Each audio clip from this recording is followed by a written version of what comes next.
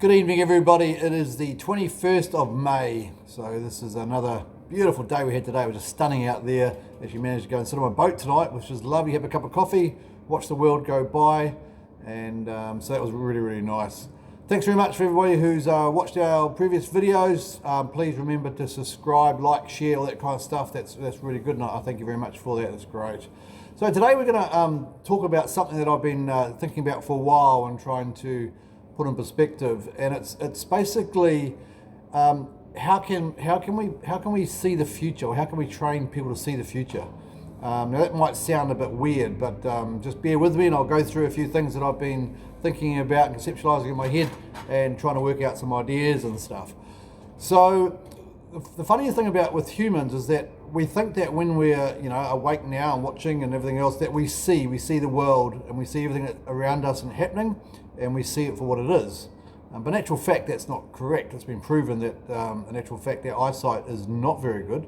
Like, you can look at somebody talking and look at their eyes and mouth and everything else. That's what we're designed to do, and especially looking at their eye to see whether they're looking at you or not, which is basically a threat or not. But we don't actually see past that, so we can't actually see out here kind of thing. And we're pretty blind as far as that goes. So what happens in scenarios is that you have situations where something goes on in the background and people aren't aware of it, don't see it and everything else, because they are concentrated on just one particular thing. So if you look at that from a life perspective or your own perspective, if you just concentrating on your life, what you're doing, the world that you see, and also the media news that they give you and everything else, it's a very, very, very narrow look on life. And then of course it's not surprising that you find out later on that there's other things out there that you didn't see coming, and you go, oh my God, I mean, who saw that coming? No one could have seen that. But if you take a step back and have a wider look, you can definitely see things that other people can't see. Now, just to prove that point and stuff, they did quite a few studies that were quite interesting. One of the studies they did was they had a group of university students watch a video. And in a video, they had these people that were playing basketball. There's two teams of three players. One player's dressed in white, one in black. And so they asked the people watching, said, you tell me how many times the people in the white team pass the ball to each other. So of course they bring in the students and they sit down and watch the video, and they go, oh, yep, I got that one, no problem at all. And the answer was 15, and they all got 15, perfect. Then the person said, fine, did you see the gorilla? And they go, what? What do you mean? There's no gorilla there. And they go, well, hang on, let me replay the video for you. And sure enough, halfway through the video, about a minute in, a gorilla walks across the screen, beats his chest for 30 seconds and walks off again. But of course, people don't see that because they're concentrating on what they've been told to concentrate on, which is passing the ball between the players. And so next thing what they do is they're going to play you another video, and this time I want you to see if you can see anything unusual. And so they play another video, and same type of thing. They've got the basketball players and everything else. And this time the bear just runs across the screen. And they go, okay, now what did you find at the end? And they go, oh yeah, I saw the bear. It ran straight across the screen, no problem at all. And they go, okay, did you notice anything else? They go, no. Well, one of the players in one of the teams left. Actually, right at the start of the video, he actually just walked out. Did you notice that? And they go, no. Again, it's because we only concentrate on one thing, we can't see the overall picture, and that becomes a problem. Now, another study they did, which was quite interesting, they had people come into a counter asking for something over the counter, and a shop assistant would be serving them, and then halfway through the service they would say, just wait a minute please, I'll just go down and need to grab something underneath the bench here. The person would duck down and another person would stand up in their place, and 80% of people didn't even know the person had changed. In actual fact, the weirdest thing about it is if they changed race and sex, it still didn't affect the outcome. People still did not, so busy concentrating on doing the sale and the money and everything else, the person doing it was irrelevant.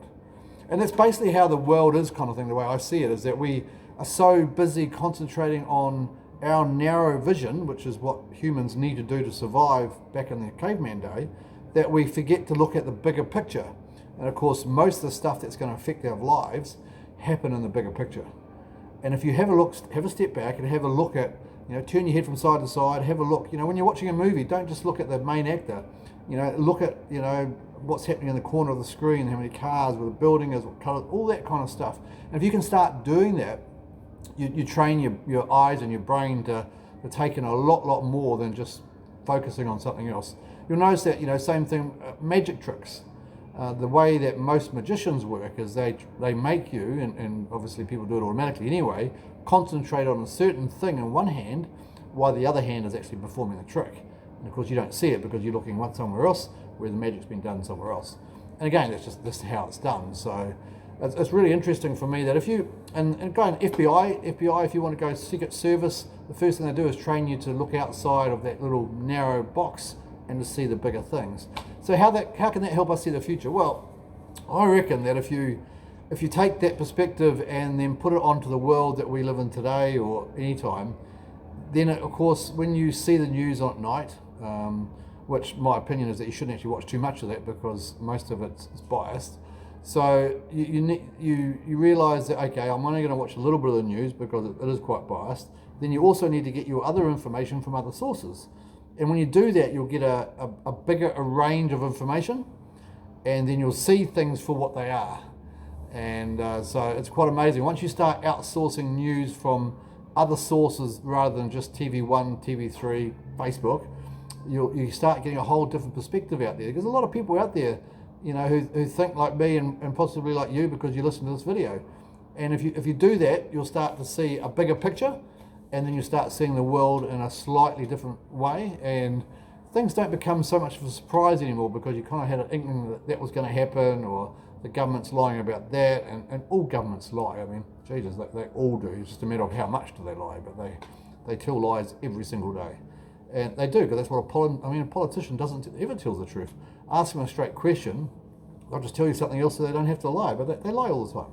So it's quite amazing. So again, it's just about that type of looking at the world in a big picture, seeing what's out there, looking beyond just what the small narrative that you see on the TV, the news and everything else, and then making up your own mind what you think. And I mean, a classic example right now is that we're seeing all the time, I'm hearing it all the time on TV and radio and everything else, newspapers, is that the economy's not that bad, it's going to bounce back, and this is only a little bit blip, and we're all going to be fine, don't worry.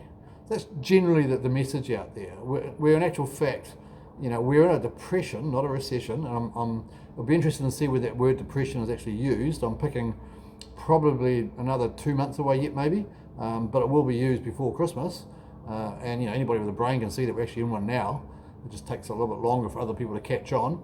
And again, all the bad news stuff. We had Fletcher's lay off 1,000 people yesterday, and Air New Zealand, same type of thing. I mean, that stuff is going to just keep on happening on and on and on. So again, if you look at the bigger picture, don't be surprised when you see these big firms, some big firms collapses, some well-known name firms that have been around for a long time will go under, and people are going to lose their job. And one of the things that's going to be, I'm going to do a video on actually shortly, is I'm going to again, because I don't mind sticking my neck out and seeing if I'm right or wrong, I'm going to list a list of headlines that you'll see in the news over the next 6 months, and I can list them now because I know what's going to happen. And so and we can basically tick them off with it if you like it, and I bet you that we'll get most of them right. And it's not hard. I mean, again, history repeats itself.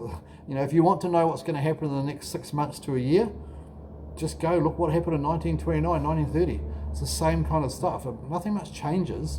We're still the same. Have the same desires, the same wants, same needs. The money situation is very similar, although this time we're way more in debt than we were in 1929, to be fair.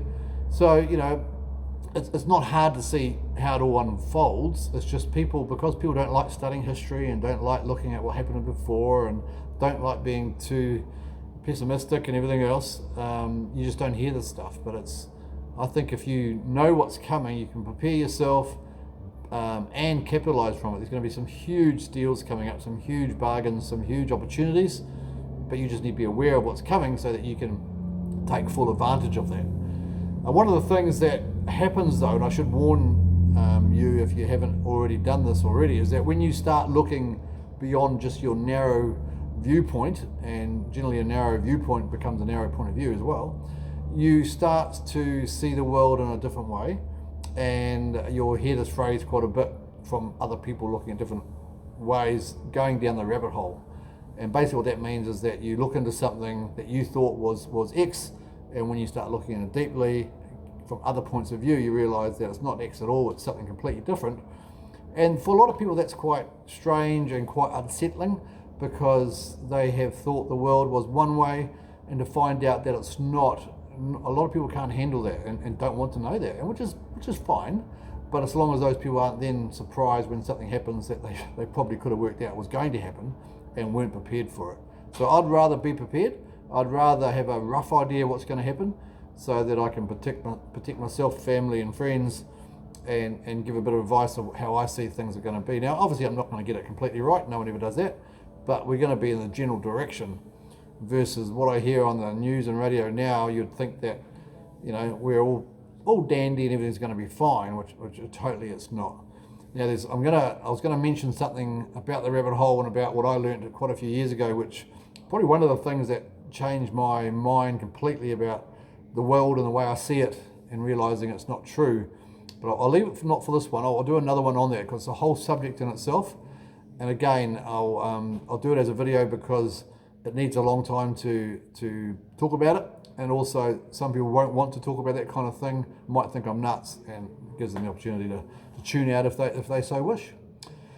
So yeah, tell me what you think. I love your views and everything else. We've got some great videos coming up. I had some great comments and feedbacks and suggestions about what else I could talk about. So I always enjoy that. Always enjoy reading your comments and phone calls, meeting, all that kind of stuff. Remember to like, share, subscribe. Really, really appreciate that. And I hope everybody's doing really well. I mean, one of the good things, even though, you know, maybe the tills aren't going over as quickly as they should, at least the weather's fantastic. So at least we can smile and be happy about the weather and do some nice stuff. I really hope that everybody is, for those of you who exercise during lockdown and more so than normal or started to exercise, I hope you keep that up. And for those of you who didn't exercise and put on weight because you just ate and drank more, well, really shame on you, because I think there was no excuse not to exercise in lockdown. I mean, we had the time, there was nothing else to do. So, you know, if you weren't going to exercise, then generally you're never going to exercise. So, and that's bad, because one of the things that goes along with this is that one of the things that you can't change, has been proven scientifically many, many times, you cannot change your intelligence. The amount of intelligence you have, your IQ, is what you're born with. Can't change that. You can learn to do games better, and you know, these brain tests and everything else, you can learn to do those games better, there's no question about that, but that does not affect your IQ one iota. So if you happen to have a high IQ, that's luck, and you should be very thankful for that, versus somebody who hasn't got a high IQ, it's not their fault. But the one thing that you can do with your brain is that, and it's a big muscle, and in order to stop it degenerating, you need to keep active, keep fit, keep the blood going to it, because it's a big muscle. So, and one of the best ways, in other words, one of the best way to keep you thinking smart and stop going, you know, dumb or boring or whatever, is to stay active, stay fit. So there you go. So stay fit for your brain's sake, and hopefully everything else too, of course. So enjoy the rest of the evening. I look forward to talking to you all again soon. Bye.